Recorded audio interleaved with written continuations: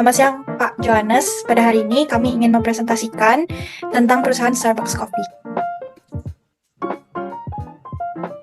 Jadi Starbucks Corporation adalah sebuah perusahaan kopi dan jaringan kedai kopi asal Amerika Serikat yang dikenal luas di seluruh dunia.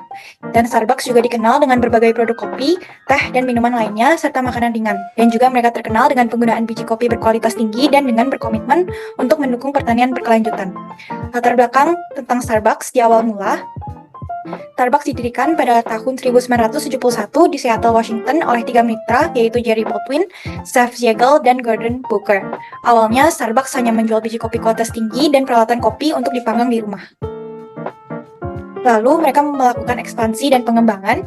Pada pertengahan 1980, Howard Schultz masuk ke dalam perusahaan Starbucks dan menjadi CEO perusahaan dan mengubah model bisnis Starbucks dengan membuka kedai kopi di berbagai tempat-tempat yang menyediakan tempat duduk bagi pelanggan. Dan mereka menciptakan pengalaman sosial yang lebih nyaman daripada konsep kopi tradisional.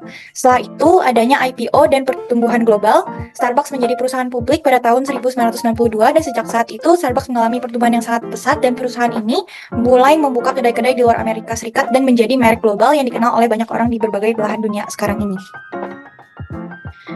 Segmentasi pelanggan. Starbucks menggunakan pendekatan segmentasi pelanggan yang cermat untuk menyesuaikan penawaran produk dan layanan mereka dengan kebutuhan dan preferensi pelanggan. Segmentasi pelanggan yang dapat diidentifikasi di Starbucks yaitu yang pertama ada lokasi geografis. Starbucks dapat melakukan segmentasi berdasarkan lokasi geografis seperti pusat kota, area perkantoran, atau pusat perbelanjaan. Yang kedua, demografi. Starbucks mengambil faktor demografi seperti usia, pendapatan, dan pendidikan. Starbucks memiliki segmentasi berdasarkan usia seperti anak muda yang lebih suka kopi berbasis espresso atau orang dewasa yang mulai mencari suasana tenang untuk bekerja.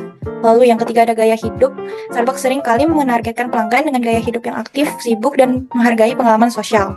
Dan pelanggan yang memiliki gaya hidup yang sibuk ini biasanya cenderung memilih untuk layanan drive-thru atau pesan melalui aplikasi online.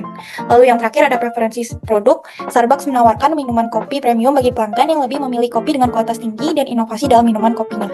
Lalu juga ada menu-menu seperti yang non-kopi, sehingga ada segmentasi untuk mereka yang lebih menyukai teh atau minuman kopi lainnya. Next. Nah, selanjutnya kita membahas strategi digital bisnis Starbucks. Nah, bisa dilihat ini dari data traffic di website starbucks.co.id pada bulan Desember 2003, bounce rate-nya menunjukkan angka 84,28%, yang berarti bahwa sebagian besar pengunjung pada website Starbucks keluar tanpa berinteraksi dengan halaman lain. Next. Nah, selanjutnya juga ada ini data dari Google Trends, minat penelusuran mengenai Starbucks yang tertinggi terjadi pada tanggal 23 hingga 29 Juli 2023, di mana Starbucks memulai kolaborasinya dengan grup idol Blackpink. Kemudian penelusuran mengenai Starbucks kembali memuncak pada tanggal 29 Oktober 2023, di mana kegiatan boikot terhadap Starbucks mulai dilakukan. Next. Nah, pada data Instagram milik @Starbucks Indonesia dapat dilihat bahwa Starbucks memiliki followers growth rate sebesar minus 3,11% dengan minus 5.835 monthly followers, yang berarti bahwa Starbucks kehilangan followers secara konstan. Nah, selain itu, engagement rate pada akun Starbucks juga hanya berjumlah sebesar 0,06% dengan weekly engagement rate-nya sebesar 1,28%. Next. Nah, penurunan jumlah growth serta engagement di website maupun sosial media Starbucks ini dimulai dari berlangsungnya kegiatan boikot terhadap produk-produk pro-Israel yang menyebabkan nilai pasar Starbucks turun sebesar 12 miliar US dollar atau sekitar 186 triliun rupiah pada bulan Desember 2023. Nah, Starbucks ini turun sebanyak 1,6% dan merupakan penurunan terpanjang sejak debut Starbucks di publik pada tahun 1992. Next.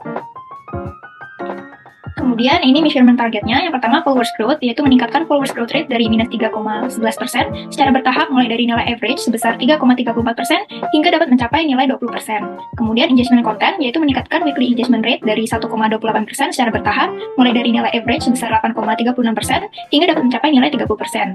Kemudian terakhir ada conversion content, itu menurunkan bounce rate-nya dari 84,28% hingga dapat mencapai angka 40% hingga 50% dengan membuat pengunjung berinteraksi dengan website Starbucks seperti mendaftar Starbucks Card dan lain-lain. Next.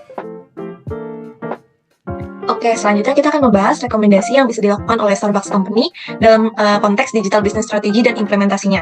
Di sini ada 3 strategi yang bisa kita berikan. Yang pertama adalah penawaran dan rekomendasi yang dipersonalisasikan pada aplikasi digital. Nah, pada digital app Starbucks kita bisa memanfaatkan nih seperti pop-up rekomendasi kopi atau minuman yang bisa dipilih berdasarkan history preferences atau pembelian sebelumnya.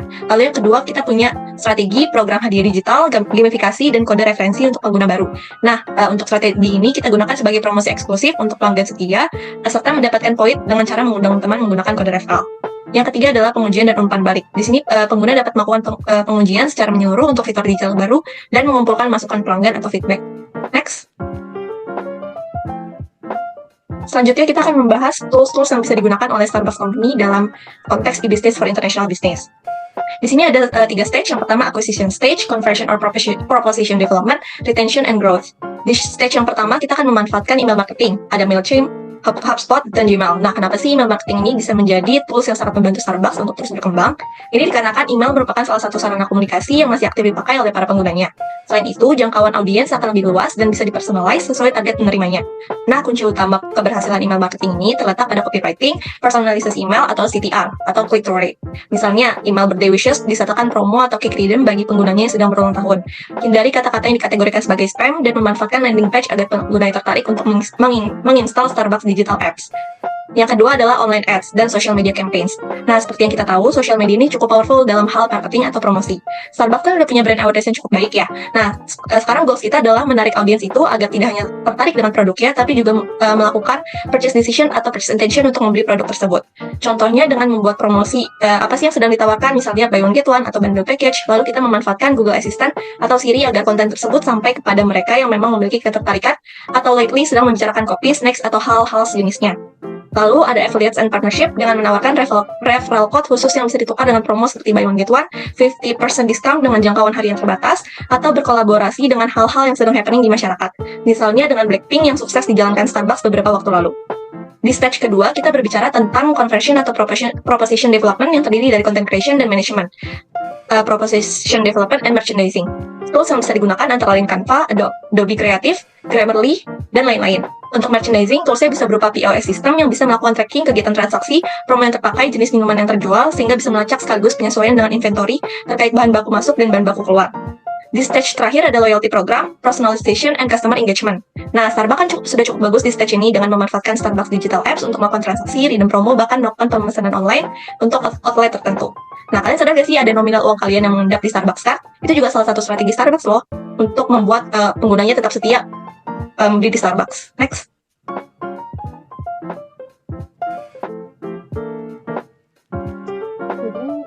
Berikut beberapa rekomendasi yang mungkin bisa diterapkan oleh seluruh cabang Starbucks. Yang pertama, penerapan blockchain yang memungkinkan Starbucks membagikan ke pelanggannya data pelacakan yang telah dikumpulkan dari seluruh cabang kopi Starbucks yang ada di dunia selama 2 dekade terakhir, sehingga pelanggan yang membeli kopi di setiap cabang Starbucks dapat menggunakan kode pada packaging kopi yang tersedia guna mencari tahu dari mana biji kopi mereka berasal, di mana biji kopi tersebut disangrai, dan bahkan mendapatkan tips brewing dari barista.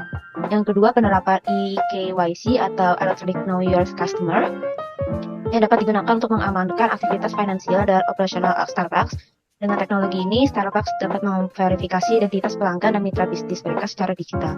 Hal ini dapat membantu Starbucks juga untuk mengurangi resiko penipuan dan pencucian uang. Yang ketiga, penerapan AI.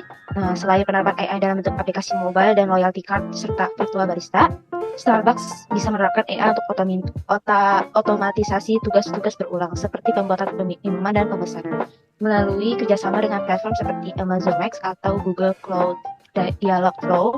Nah, hal ini dapat membantu Starbucks untuk menghemat waktu dan tenaga kerja. Dan yang terakhir, penerapan machine learning untuk R&D, di mana Starbucks dapat menginvestasikan bisnisnya dengan menggunakan mesin kopi yang didukung teknologi AI. Di mesin kopi AI yang bisa membantu barista mengumpulkan informasi dari pembeli sehingga membuat pesanan jadi lebih cepat, di mana proses pengerjaan kopi jadi lebih cepat dan mengurangi beban serta tingkat stres barista. Next. Jadi dari beberapa yang sudah kita bahas, Starbucks dapat menghadapi tantangan signifikan dengan bounce rate tinggi di website, penurunan followers dan engagement rate di Instagram, serta dampak boykot terhadap nilai pasar dasar. Strategi bisnis digitalnya pun perlu difokuskan pada acquisition, conversion, dan retention and growth. Lalu menggunakan hal-hal seperti email marketing, online ads, dan loyalty program. Penerapan teknologi tambahan juga perlu dilakukan seperti penerapan blockchain, eKYC, AI, dan machine learning yang dapat meningkatkan efisiensi operasional dan pengalaman pelanggan. Rekomendasi tambahan mencakup juga personalisasi, program hadiah digital, gamifikasi, dan penggunaan kode referensi.